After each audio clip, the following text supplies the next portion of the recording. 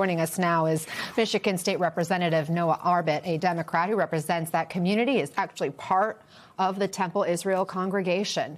Representative, what is the feeling in your community this morning?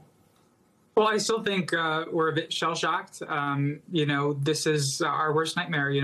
I campaigned on taking on hate crimes. Like, my parents got married at Temple Israel. I was bar mitzvahed at Temple Israel. Literally last year, I held a town hall on preventing hate crimes at Temple Israel. And, to see this now come home to roost in my synagogue, my community, my district, my hometown, is just nothing short of my worst nightmare. And I think the worst nightmare of, the parents of, the little kiddos who were there yesterday, of our rabbis. The building is pretty much, it's a beautiful, beautiful building. It's pretty much shot because of the fire sprinklers. So, we have the largest Jewish congregation in North America. And so, we have to figure out how to pick up the pieces and, continue to function as a congregation, for the next, until the building can be repaired. So it's a lot right now for our community. Can you just take us back to the moment you first learned that this had happened at Temple Israel? What went through your mind as you were racing to the scene at your own hometown synagogue?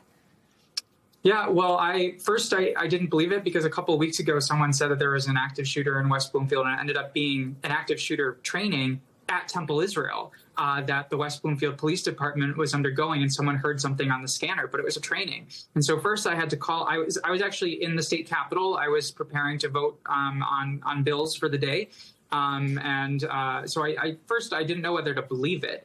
And then I called, the police chief, and I called the township supervisor, and no one could take my call, and that's how I knew something was real, because those are usually pretty responsive people. And, it was utterly surreal. It's still utterly surreal.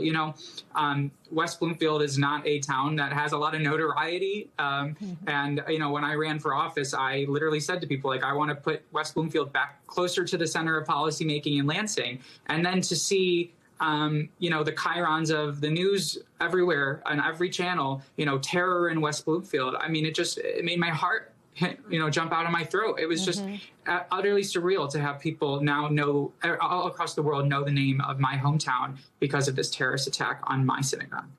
You mentioned the children, 140 young children, pre-K children that had to be evacuated when this all occurred.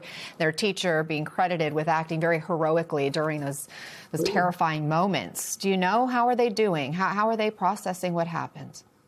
Well, I think a lot of the kiddos were sort of blissfully, unaware of, the details and kind of what is happening. But, I know the parents are really shaken up.